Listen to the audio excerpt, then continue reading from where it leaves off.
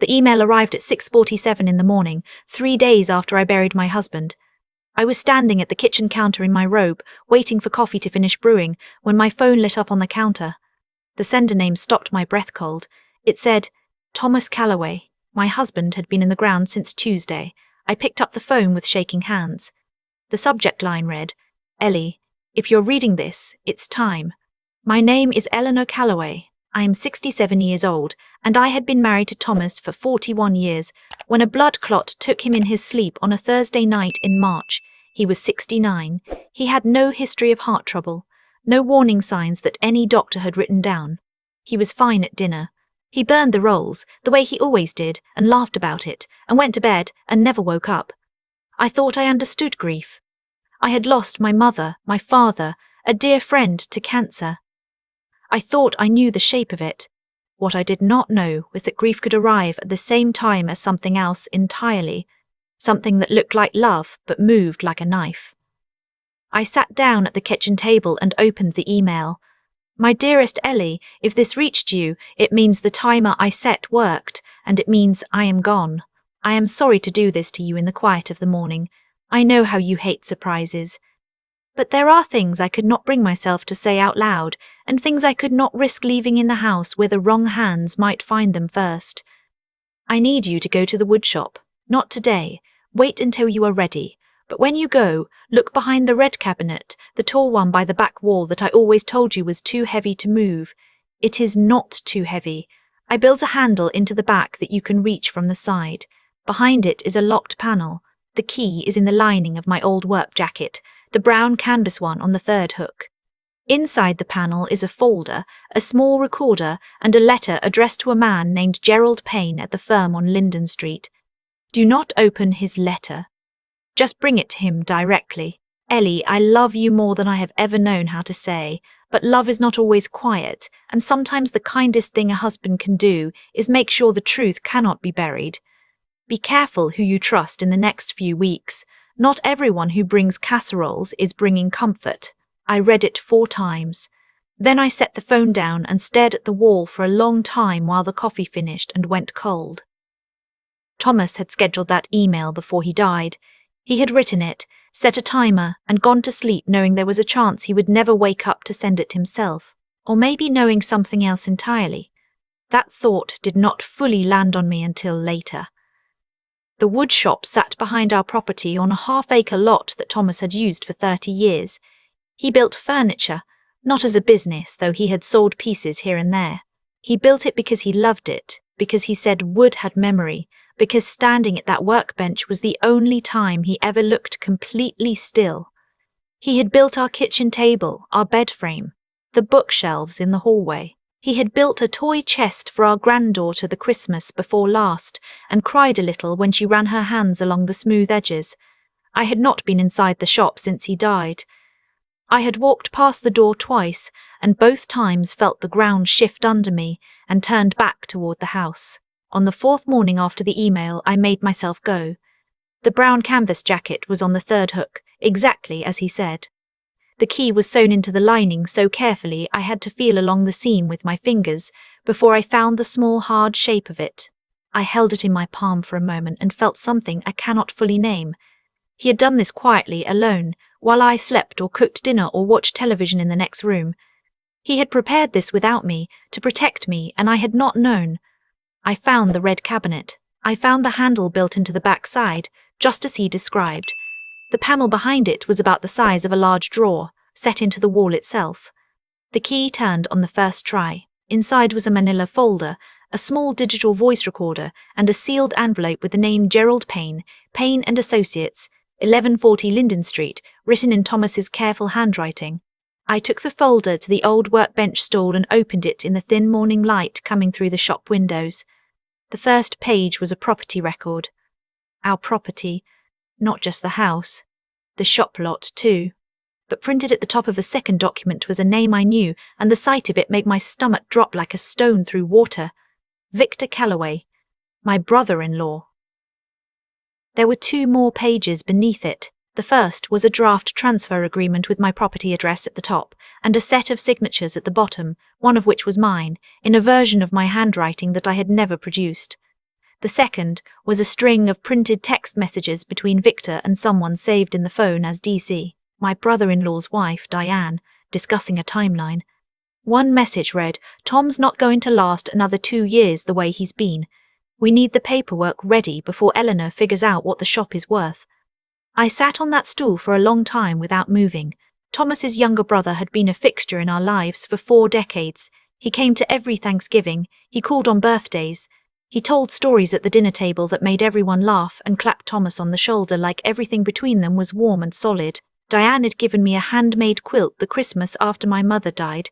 I had cried when I unwrapped it. I had thought that meant something. I thought about every visit in the past year. Victor stopping by the shop unannounced on a Saturday asking about the property line. Diane bringing a pie the week Thomas got his annual checkup and asking very casually whether the doctor had said anything concerning. The two of them at the funeral, Victor with his arm around my shoulder, squeezing just a little too long. Thomas had written, "Be careful who brings casseroles." He had known. I went back to the folder and kept reading. There were more pages underneath. Copies of property valuation documents. A note from a real estate broker I had never spoken to addressed to Victor, listing the woodshop lot separately and estimating its commercial value at nearly 4 times what I would have guessed. There was a photograph printed on plain paper, grainy but clear enough, of Victor shaking hands with a man outside a building I did not recognize, taken from some distance.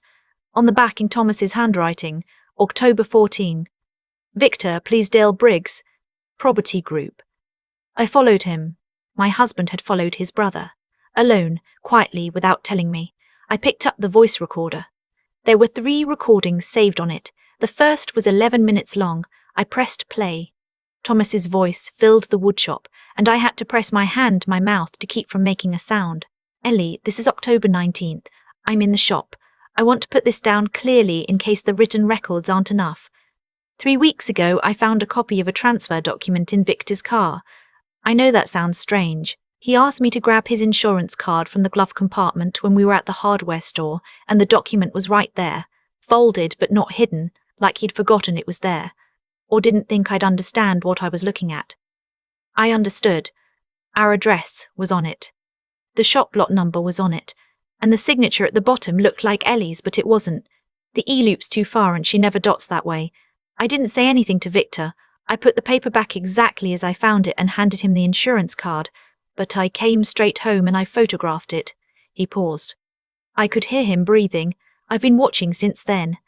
He has met with a property developer at least twice. I believe Diane has been in contact with a notary. I found a business card in her coat pocket when I was hanging it up at Thanksgiving. Victor thinks I don't pay attention. He has always thought that. He thought the same thing when we were boys and he used to sneak money from our mother's purse. He always underestimated what a quiet man notices. I stopped the recording. I could not listen to more right then. Not because it was too much, but because something in me had shifted from grief to something in me had shifted from grief to something harder, something with a spine. I picked up Gerald Payne's envelope and held it. Thomas had trusted this man. That was enough for me. I called the firm on Linden Street that afternoon. Gerald Payne was in his early 70s, white-haired, with the unhurried manner of a man who had spent 50 years listening to people in trouble and had learned not to rush them. He met me at the door of his office himself and shook my hand with both of his. He already knew who I was. He said Thomas had called him 4 months ago and then visited the office twice. He said Thomas had been methodical and clear-eyed, that he had not seemed like a man in a panic, but like a man building something carefully and making sure every piece was in the right place before he stepped back. He opened the sealed envelope in front of me. Inside was a signed statement, notarized, dated November 3rd. Thomas had described the forged document, the property meetings, the timeline in the text messages he had photographed through Victor's phone screen during a family dinner. When Victor left the table to use the bathroom, he had named Diane as a co-party. He had named Dale Briggs of Briggs Property Group as the intended buyer.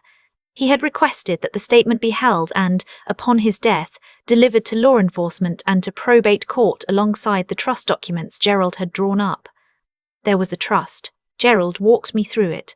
Thomas had transferred the house and the shop lot into a protective trust the month before he died, a structure that made it impossible for any outside party to claim, transfer, or borrow against either property without my direct authority and signature, verified in person.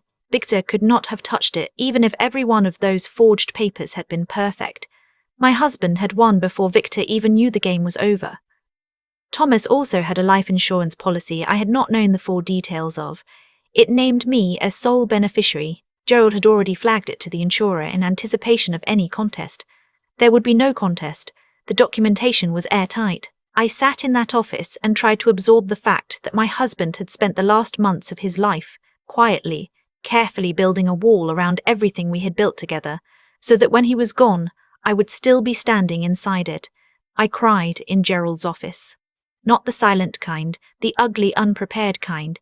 He handed me a box of tissues without comment and waited, and that was the right thing to do. On the drive home, I thought about what came next. Victor and Diane did not know I had the folder. They did not know about Gerald. They did not know about the trust, or the statement, or the recordings.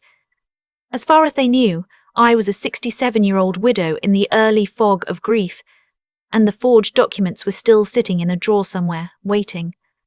They came to the house that Sunday. Victor knocked this time, which he usually did not bother to do. Diane had a covered dish, some kind of casserole, naturally, and she smiled at me with warm eyes and asked how I was sleeping. I told them to come in. We sat in the living room. Diane set the casserole on the counter. Victor made coffee without asking, the way he always did in our house, moving through my kitchen with the ease of a man who considered the space already familiar to him.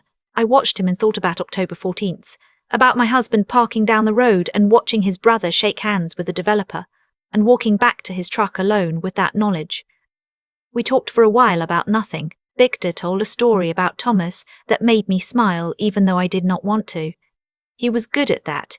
He had always been good at making people feel just warm enough to stop looking closely. Then Diane leaned forward and set her cup down on the coffee table and said very gently that she and Victor wanted to talk to me about something practical, something they knew was difficult to bring up so soon, but that they felt it was better to address early than to let things get complicated. I folded my hands in my lap and looked at her. Victor cleared his throat. He said that Thomas had always intended for the shop property to stay in the family, and that since I didn't really use it and probably couldn't maintain it long-term on my own, they wanted to discuss some options. He said they had a contact in property who could give a fair price, and that between the proceeds and the house I would be more than comfortable. Options, he said, as if this were a favour. I said nothing. He kept talking. He mentioned that Thomas had apparently started some paperwork at some point, something involving a property arrangement, and that if I wanted, they could help me navigate all of it, make sure everything was settled cleanly, take the burden off me. Paperwork, he said. That word landed in the room and sat there between us. I looked at Victor, who had clapped Thomas on the shoulder at the graveside, and wept what I now understood to be some version of grief, mixed with calculation. I looked at Diane, who had brought that quilt the year my mother died, and who had stood in the back of a church 6 days ago and pressed my hand. Then I said, very quietly, "What paperwork?" Victor's expression did not change on the outside. But something in his eyes shifted, a very small recalculation. He said he just meant that estate matters could be complicated, and he wanted to make sure I wasn't overwhelmed. I said I had already spoken to an attorney. Diane's hand tightened slightly around her cup. "Which attorney?" Victor asked. "Gerald Payne," I said. The name did something. Victor's jaw moved slightly. Diane looked at the table. That name meant something to them, which meant Thomas had not been as invisible as they thought.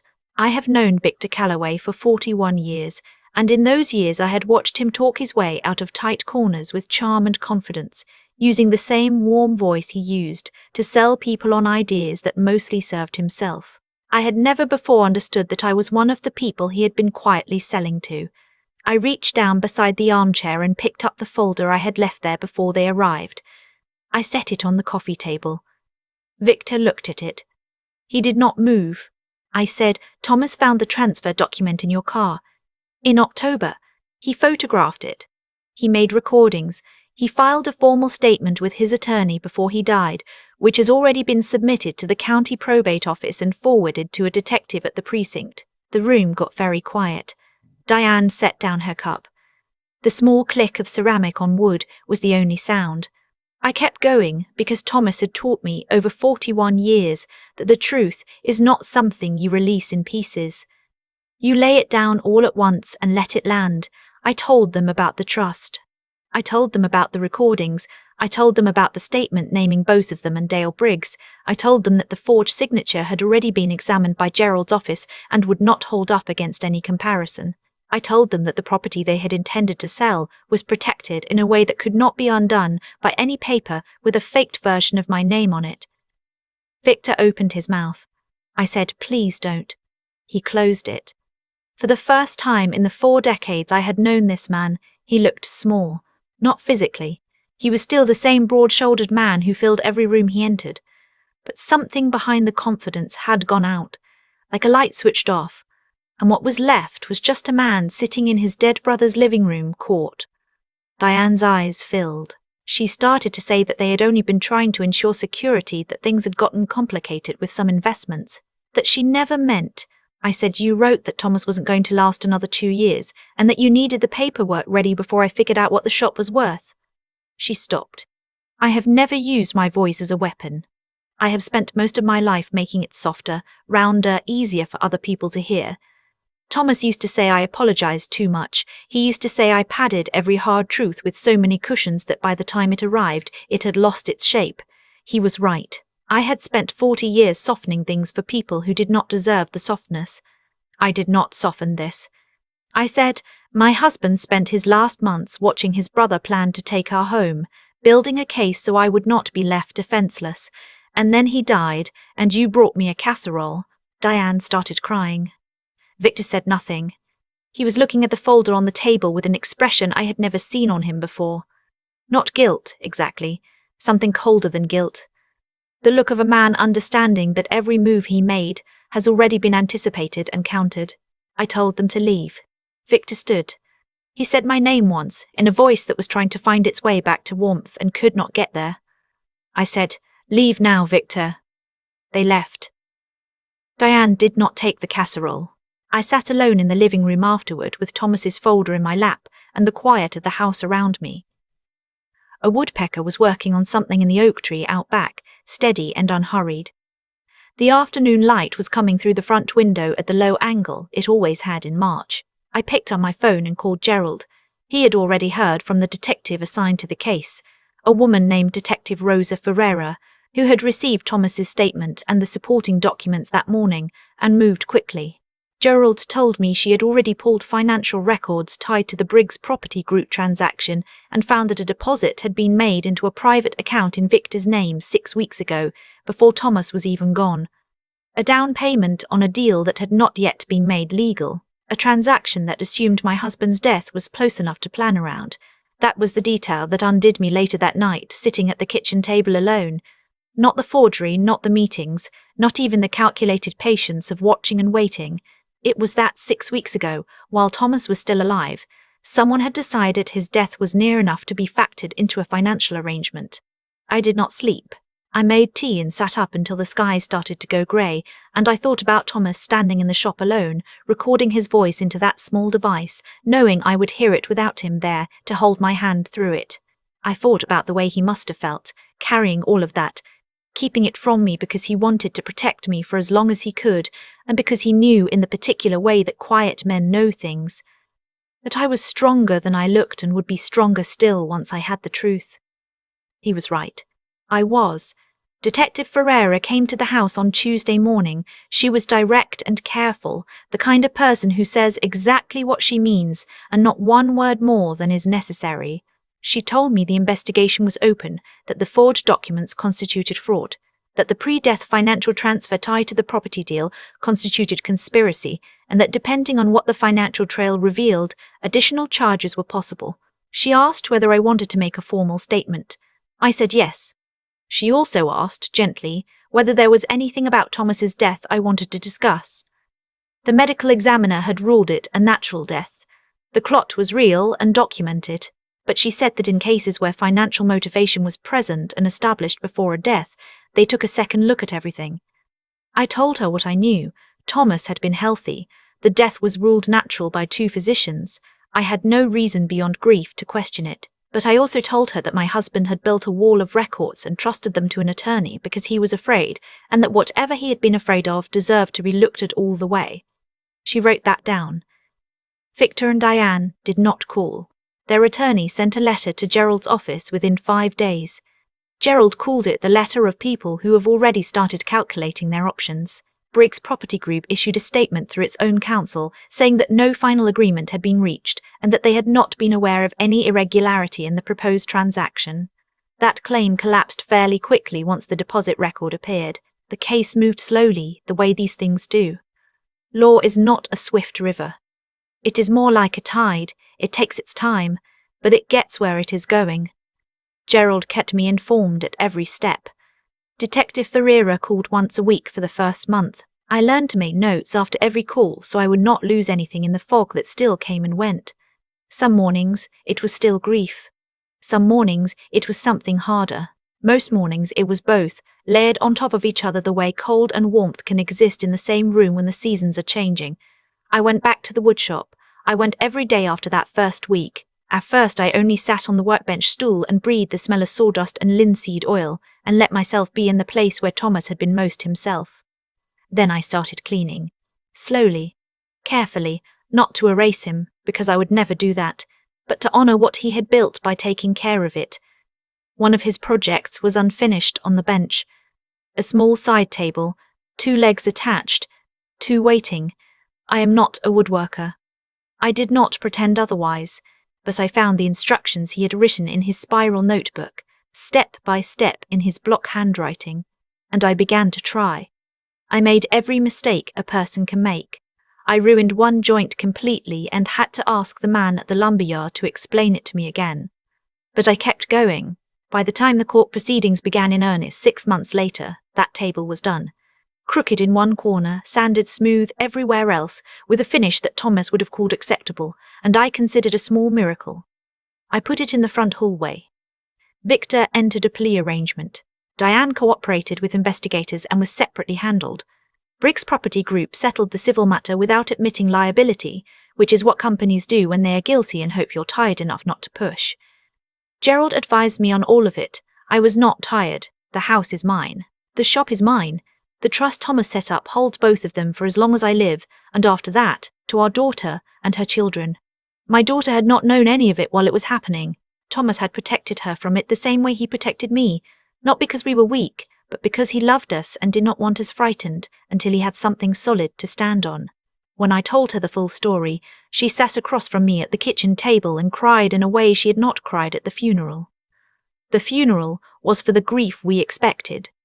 This crying was for something else, for the father she had understood only in pieces, and now understood whole. She said he was always doing things quietly for people who didn't know he was doing them. I said, yes, that was exactly who he was. She looked at the table in the front hallway, the one I had finished. She ran her hand along the edge, the way her daughter had run her hands along the toy chest lid. She said, did you make this? I said, I finished it. She understood what I meant. Some weeks I still wake in the night and reach for Thomas's side of the bed before I remember. Grief does not follow a schedule. It does not care that you have been brave or that you won or that the paperwork is settled. It arrives when it wants to and it takes what it needs, and you let it, because fighting it only makes it louder. But then morning comes, and I get up, and I make coffee, and sometimes I go out to the shop before the day starts and stand in the light that comes through the high windows. And I feel Thomas there. Not in any way I could explain to anyone who has not lost someone who was built into the walls of their life. Just there. Just quiet. Just the smell of sawdust, and the memory of a man who loved me enough to plan for my safety before he planned for his own peace. He used to say, the wood remembers what you do to it. You can sand it smooth, but the grain still knows. I think about that when I think about Victor, about what he chose to do and what it cost him. About Diane and the quilt she made me, which I have not been able to look at since March. About the people who sit at your table for 40 years and let you believe their warmth is real. I think about it more when I think about Thomas, about what a man leaves behind when he goes. Not property, though he left that too, wrapped tight and protected, so no one could take it from me. But the other things, the recordings in the woodshop, the key sewn into a jacket lining, the email set to arrive when he was no longer there to deliver it himself. That is what he left me. Not a perfect plan. Not a lawsuit won. just the truth handed to me carefully in his voice, with enough time for me to stand up and use it. That was the only revenge that mattered. If this story moved you, please like and subscribe, and tell me in the comments, have you ever had someone in your life show you too late exactly who they were? There is something I have learned about the way consequences work that no one explains when you are young and still believe the world moves randomly. It does not move randomly.